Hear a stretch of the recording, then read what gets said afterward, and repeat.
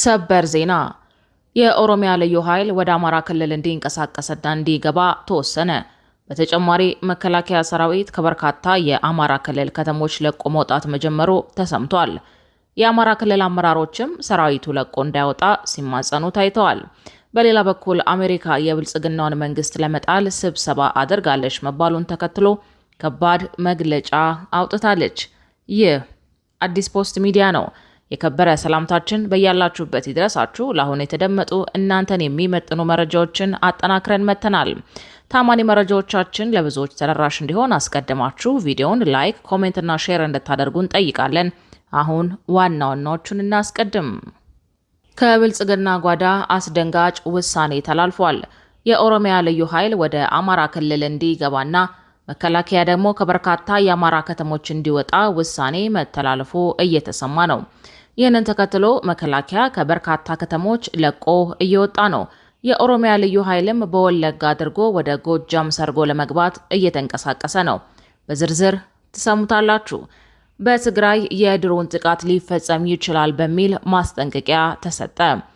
ተከታታይ የድሮን ቅኝት በክልሉ እየተደረገ ስለመሆኑ ተዘግቧል። በሌላ በኩል የትግራይ ሰራዊት ጥብቅ ትዕዛዝ አስተላልፏል። ሰራዊቱ ወልቃይት፣ ጠለምት እና ራያን የጠቀለለ ካርታን የያዘ አዲስ ወታደራዊ መለዮ ይፋ አድርጓል። ታደምጡታላችሁ። የአሜሪካ መንግስት ብልጽግናን ከስልጣን ለማስወገድ በዝግ እየመከረች ነው የሚል መረጃ በስፋት እየተሰራጨ ነው። የትራምፕ አስተዳደር ከሰሞኑ የአብይ ስርዓት ለማስወገድ መወያየቱን ሲገልጽ ነበር። ይህንን ተከትሎ የትራምፕ አማካሪ መልስ ሰጥተዋል። የተወደዳችሁ የቻናላችን ቤተሰቦች እነዚህንና ሌሎች መረጃዎችን አጠናክረናል። በዜናዎቻችን ላይ እንዲሻሻልና እንዲስተካከል የምትሉትን ጉዳይ በጨዋነት በተሞላበት መንገድ አስተያየት መስጫው ላይ እንድታስቀምጡልን እንጠይቃለን። አሁን ወደ ዝርዝሮቹ እናመራለን።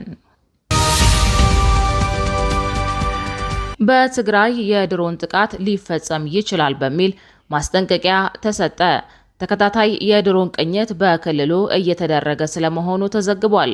በሌላ በኩል የትግራይ ሰራዊት ጥብቅ ትዕዛዝ አስተላልፏል። ሰራዊቱ ወልቃይት፣ ጠለምትና ራያን የጠቀለለ ካርታን የያዘ አዲስ ወታደራዊ መለዮም ይፋ አድርጓል። የዛሬዋ ትግራይ በፖለቲካ ማዕበልና በወታደራዊ ትኩሳት መካከል የተወጠረች ምድር ሆናለች። የፕሪቶሪያው የሰላም ስምምነት አደጋ ላይ መውደቁን ተከትሎ ህወሓት የክልሉን ምክር ቤት መልሶ በማደራጀት ስልጣኑን ሙሉ በሙሉ መቆጣጠሩ በፌዴራል መንግስቱና በክልሉ መካከል ያለውን የፖለቲካ ፍጥጫ ወደ ለየለት ፉክክር አሸጋግሮታል። ይህንን ስልጣን የማጠናከር ግፊት በውስጣዊ የአመራር ክፍፍልና በጊዜያዊ አስተዳደሩ መዋቅር ላይ ከባድ ስንጥቃትን ፈጥሯል። በወታደራዊ ረገድም ግንባሮች ዳግም ትኩሳት ተፈጥሮባቸዋል። በድንበር አካባቢዎች ከፍተኛ ቁጥር ያለው የፌዴራል ሰራዊትና የትግራይ ታጣቂዎች ትይዩ ግንባር ፈጥረው እርስ በእርስ እየተጠቃቀሱ ይገኛሉ። በክልሉ ውስጥ እየተካሄደ ያለው ሰፊ የግዳጅ ውትድርና ምልመላና የኃይል ማሰባሰብ ዘመቻ በህዝቡ ዘንድ አዲስ የጦርነት ስጋትንና የስነ ልቦናን ጫናን አንግሷል። ይህ ወታደራዊ ሽግሽግ የኃይል ሚዛኑን የጠበቀ ቢመስልም በአንጻሩ ንጹሐንን ለከፋ ሰብአዊ ቀውስና ስደት ዳርጓል። በዚህ መልኩ በከባድ የፖለቲካ ማዕበል እየተናጠች የምትገኘው ትግራይ አዳዲስ እውነቶችን እያስተናገደች ነው። በዛሬው ዕለት የትግራይ ሰራዊት አዳዲስ ውሳኔዎችንና ትዕዛዞችን ያስተላለፈበት ጥብቅ ስብሰባ አከናውኗል። በስብሰባው ብልጽግናን ለማስወገድ ሰራዊቱ ሙሉ ዝግጅት ማጠናቀቁንና ሰራዊቱ በሚንቀሳቀስበት ቀጠና ሁሉ አዲሱን የቲዲኤፍ መለዮ ለብሶ እንዲንቀሳቀስ ውሳኔ አዟል። አዲሱ የሰራዊቱ መለዮ ወልቃይትን፣ ጠለምትንና ራያን ወደ ትግራይ የጠቀለለ ካርታ ያለበት እንደሆነ ተዘግቧል። በስብሰባው የተገኙት የቲዲኤፍ ቃል አቀባይ ገብረ ጻዲቅ ዝግጅቱ ተጠናቋል ብለዋል። የትግራይ ህዝብን ህልውና ለማረጋገጥ ያለን ብቸኛ አማራጭ በጀግንነት ተከላክሎ ማሸነፍ ነው ያሉት ገብረ የትግራይን ህልውና ለማስጠበቅ ያለን ብቸኛው አማራጭ ብልጽግናን ማስወገድ ነው ብለዋል። የትግራይ ህዝብና የትግራይ ሰራዊት የብልጽግና ስርዓት ተግባራትን በጋራ ክንድ ለመመከት በተሻለ አቋምና ብቃት ላይ ስለሚገኝ በጠላት ፕሮፓጋንዳ አይን በረከክም ሲልም አክለዋል። የትግራይ ሰማይ አሁንም በዲፕሎማሲያዊ ተስፋና በጦርነት ጥላ መካከል እያንዣበበ ነው። የክልሉ የነገ ዕጣ ፈንታዋ በሰላማዊ ውይይት መቃናትና በዳግም ግጭት አዙሪት ውስጥ መውደቅ መካከል ባለ የገመድ ላይ ጉዞ ትገኛለች። በቀጣይ መረጃችን የአሜሪካ መንግስት ብልጽግናን ከስልጣን ለማስወገድ በዝግ እየመከረች ነው የሚል መረጃ በስፋት እየተሰራጨ ነው። የትራምፕ አስተዳደር ከሰሞኑ የአብይን ስርዓት ለማስወገድ መወያየቱን ሲገልጽ ነበረ።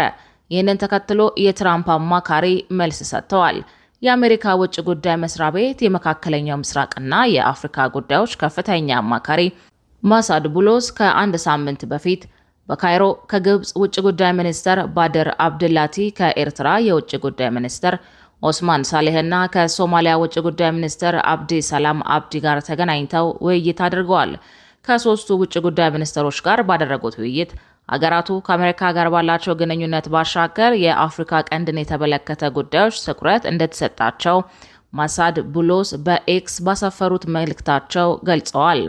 ሆኖም ግን ይሄ ስብሰባ በኢትዮጵያ መንግስት በኩል ከፍተኛ የሆነ ትችት ሲቀርብበት ነበር። እንደሚታወቀው የግብጽ ዋነኛ አጀንዳዎች ኢትዮጵያና መካከለኛው ምስራቅ ናቸው። የሶማሊያ ዋነኛ ጥያቄ ደግሞ የሶማሌላንድ ሁኔታ፣ የእስራኤል ኢሚሬትስ ኢትዮጵያ እንቅስቃሴና የአልሸባብ መስፋፋት ናቸው። የኤርትራ የውጭ ጉዳይ ሚኒስትር አጀንዳ ደግሞ ኢትዮጵያ ናት። በመሆኑም ሶስቱን ሀገራት በካይሮ ሊያሰባስባቸው የሚችለው ብቸኛ የጋራ አጀንዳ ኢትዮጵያ ናት የሚል ትንታኔ በኢትዮጵያ መንግስትና በውጭ ሚዲያዎች በኩል ሲገለጽ ነበር። በተለይም በምስራቅ አፍሪካ ላይ ብዙ ሀገራትን የሚያሳትፍ ጦርነት ሊነሳ ነው በተባለበት በዚህ አደገኛ ሰዓት ብልጽግና ፓርቲን ያገለለ ስብሰባ በግብጽ ካይሮ መደረጉ ምናልባትም አሜሪካ ከነዚህ የኢትዮጵያ ተቀናቃኝ ኃይሎች ጋር አብራ ጠቅላይ ሚኒስትር አብይ አህመድን ከስልጣን ለማስወገድ እያሴረች ነው የሚል ቅሬታን ፈጥሯል። የስብሰባው አዘጋጅ የአሜሪካው የውጭ ጉዳይ መስሪያ ቤት ከፍተኛ አማካሪ ማሳድ ቡሎስ ውይይቱ ጸረ ኢትዮጵያ ጥምረት ለመፍጠር አይደለም ብለው ኋላ ላይ ቢያስተባብሉም በብዙዎች ዘንድ ግን ተቀባይነት አላገኘም።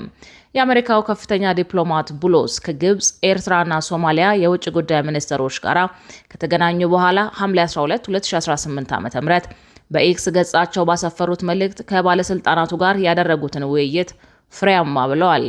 ከሶማሊያ የውጭ ጉዳይ ሚኒስትር ጋር ስለ ቀጠናው ደህንነት መወያየታቸውን ጠቅሰው ስለ ሁለትዮሽ ትብብር እንዲሁም በቀጠናው መረጋጋትን ለማስፈን በጋራ ስለመስራት መነጋገራቸውም ገልጸዋል። የሶማሊያ ውስጣዊ የፖለቲካ ውይይት ከአጀንዳዎቻቸው መካከል መሆኑን አመልክተዋል። ከኤርትራው የውጭ ጉዳይ ሚኒስትር ጋር ባደረጉት ውይይት በአብዛኛው ፈታኝ ስለሆነው የቀጠናው ሁኔታ ማንሳታቸውን ተናግረዋል። በንግድ በቀጠናዊ የመጣኔ ሀብት እድገትና የደህንነት ጉዳዮች ላይ ትስስራችንን ለማጠናከር ያሉትን እድሎች ቃኝተናል ሲሉም አክለዋል። የአሜሪካው ፕሬዝዳንት አማካሪ ካይሮ በተገኙበት ጊዜ የግብጽ የውጭ ጉዳይ ሚኒስትር ከኤርትራና ሶማሊያ የውጭ ጉዳይ ሚኒስትሮች ጋር መወያየታቸውን ይፋ አድርገው ነበር። ከኢትዮጵያ ጋር ያላቸውን ግንኙነት ውጥረት ውስጥ የሚገኘው የኤርትራው የውጭ ጉዳይ ሚኒስትር ኦስማን ሳላህና የግብጽ የውጭ ጉዳይ ሚኒስትር ባድር አብድላቲ ስትራቴጂካዊ አጋርነት ስለማጠናከር እንዲሁም በጋራ ጉዳዮች ላይ አቋማቸውን ለማቀናጀት መምከራቸውን ይፋ አድርገዋል። በሌላኛው ዜናችን የሱዳን ፈጣን የድጋፍ ኃይል ወይም RSF አዛዥ ሙሐመድ ሐምዳን ዳጋሎ ታጣቂዎቻቸውን በራሳቸው ፈቃድ ጥቃት እንዲጀምሩ ከፈቀዱ ከሁለት ቀናት በኋላ ረቡዕ ዕለት በሰው አልባ አውሮፕላን ወይም ድሮን በተሰነዘረ ጥቃት የ9 ሰላማዊ ሰዎች ሕይወት ማለፉን የሕክምና ምንጮች ለፈረንሳይ ዜና ወኪል ገለጹ።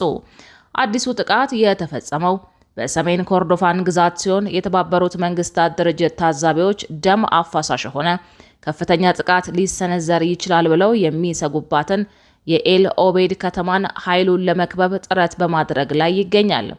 ረቡዕ ጠዋት በሰሜን ኮርዶፋን ግዛት አልጃማማ በተባለች መንደር የፈጣን ድጋፍ ኃይሉ ባካሄደው የድሮን ጥቃት 9 ሰላማዊ ሰዎች ሲገደሉ 14 ሌሎች ደግሞ ቆስለዋል ሲሉ ስማቸው እንዳይጠቀስ የጠየቁ የሕክምና ምንጮች ተናግረዋል። በጦርነቱ ወቅት የሚፈጸሙ የመብት ጥሰቶችን የሚከታተለው የአስቸኳይ ጊዜ ጠበቆች ቡድን በበኩሉ ማክሰኞ ዕለት ባወጣው መግለጫ የፈጣን ድጋፍ ኃይል ታጣቂዎች በአልጃማማ አካባቢ በሚገኙ ሰላማዊ ሰዎችና መኖሪያ ቤቶች ላይ ጥቃት በማድረስ እንዲሁም በአልጃማማ ገበያ ላይ ዘረፋና ውድመት በመፈጸም ሰብአዊ ጥሰቶችን ፈጽመዋል ሲል ከሷል። የተጎጂዎች የምስክርነት ቃልና የተባበሩት መንግስታት ድርጅት ሪፖርቶች እንደሚያመላክቱት የዳጋሎ ኃይሎች የዘር ማጽዳት፣ ስልታዊ የጾታ ጥቃትና ያለ ፍርድ ቤት ትዕዛዝ ግድያዎችን ጨምሮ በርካታ አሰቃቂ ድርጊቶችን ፈጽመዋል። ሰኞ ዕለት ዳጋሎ ለታጣቂዎቻቸው ባደረጉት ንግግር ከዛሬ ጀምሮ ልጓሙን አልይዝም፣ ልጓሙን ለናንተ ለቅቅ ያለው ሲሉ ተናግረዋል። ከብልጽግና ጓዳ አስደንጋጭ ውሳኔ ተላልፏል ይነላል ቀጣዩ መረጃችን። የኦሮሚያ ልዩ ኃይል ወደ አማራ ክልል እንዲገባና መከላከያ ደግሞ ከበርካታ የአማራ ከተሞች እንዲወጣ ውሳኔ መተላለፉ እየተሰማ ነው። ይህንን ተከትሎ መከላከያ ከበርካታ ከተሞች ለቆ እየወጣ ነው። የኦሮሚያ ልዩ ኃይልም በወለጋ አድርጎ ወደ ጎጃም ሰርጎ ለመግባት እየተንቀሳቀሰ ነው። የመከላከያ ሰራዊቱ ከአንዳንድ የአማራ ክልል አካባቢዎች ለቆ እየወጣ ነው የሚል መረጃ በስፋት እየተሰራጨ ነው። በተለይም ከሰሜን ወሎ ቀጠናዎች ሰራዊት ለተጨማሪ ግዳጅ መውጣቱን የሚገልጹ መረጃዎች መሰራጨት የጀመሩት ባለፈው ሳምንት አንድ የክልሉ ከፍተኛ ባለስልጣን መከላከያ ከክልሉ እንደሚወጣ ፍንጭ ከሰጡ በኋላ ነው። ጀነራል መሐመድ ተሰማ በበኩላቸው ፋኖና አጋሮቹ ተስፋ እየቆረጡ ነው፣ ተመተዋል የሚል ማብራሪያ አቅርበዋል። በአማራ ክልል የሚሰማው የነፍጥ ድምፅ የህዝቡን ቁስል ምልክት ሆኗል። በፌዴራል ሰራዊቱና በፋኖ ታጣቂዎች መካከል የሚካሄደው ውጊያ ስልታዊ ሽግሽጎችንና የበላይነት ፍልሚያዎችን እያስተናገደ ይገኛል። ከተሞች የጦር ግንባር፣ ሰማያትን ደግሞ የድሮን ውርጅብኝ ማስተናገጃ ሆነው ውለዋል። ይህ ጦርነት ታዲያ የታሪካዊ ጀግንነት ማሳያም የንጹሃን እንባ አፍሳሽም ነው። የዕለት ተዕለት እንቅስቃሴዎች ቢገደቡም የክልሉ ህዝብ ግን በስጋትና በተስፋ መካከል ሆኖ የነገን ተስፋ እያለመ ነው። ጦርነቱ የኃይል ሚዛኑን እየዋዠቀ የክልሉን ፖለቲካዊና ማህበራዊ ገጽታ ሙሉ በሙሉ እየቀየረው ይገኛል። በእንዲህ መልኩ ባለፉት 3 ዓመታት የቀጠለው የክልሉ የትጥቅ አመጽ አሁን ላይ መልኩን እየቀየረ አዲስ ምዕራፍን ይዟል። በተለይም በትግራይ ያለው ወታደራዊ ውጥረት በክልሉ ያለውን የግጭት መልክ እንዲለወጥ እያደረገው ይገኛል። ከሰሞኑ የክልሉን ነባራዊ የጸጥታ ሁኔታ በተመለከተ አንድ መረጃ በስፋት እየተሰራጨ ነው። እሱም መከላከያ ሰራዊቱ ከክልሉ አንዳንድ አካባቢዎች ለቆ እንዲወጣ ተወስኗል የሚል ነው። የሀገር መከላከያ ሰራዊት ከአማራ ክልል ሙሉ በሙሉ ሊወጣ ነው የሚል በይፋ የተረጋገጠ የመንግስት ውሳኔ የለም። ነገር ግን ሰራዊቱን ለሌላ ስልታዊ ግዳጅ ማለትም በሰሜን ኢትዮጵያ ድንበር አካባቢ ለተፈጠሩ አዳዲስ ወታደራዊ ውጥረቶች ለማንቀሳቀስ የታቀዱ የክፍለ ጦር ሽግሽጎች መኖራቸውን የሚጠቁሙ መረጃዎች አሉ። የፌዴራል ሰራዊት በስፋት በሚወጣባቸው አካባቢዎች የክልሉን ስልታዊ ቦታዎች፣ ከተሞችና ዋና ዋና መንገዶች በፋኖ ኃይሎች ቁጥጥር ስር የመውደቅ እድላቸው ከፍተኛ ነው። የክልሉ መንግስትና የፖሊስ ኃይል ያለ ፌዴራል ሰራዊት እገዛ የአካባቢውን ሰላም ለመጠበቅና የመንግስትን መዋቅር ለማስቀጠል ከፍተኛ ጫና ይኖርባቸዋል። የሰራዊቱ መውጣት በክልሉ ህዝብ ዘንድ እንደ መልካም እርምጃ ሊወሰድ ስለሚችል በመንግስትና በታጣቂ ኃይሎች መካከል ለረጅም ጊዜ ቆሞ የነበረውን የሰላም ውይይት ለመጀመር ምቹ ሁኔታ ሊፈጥር ይችላል።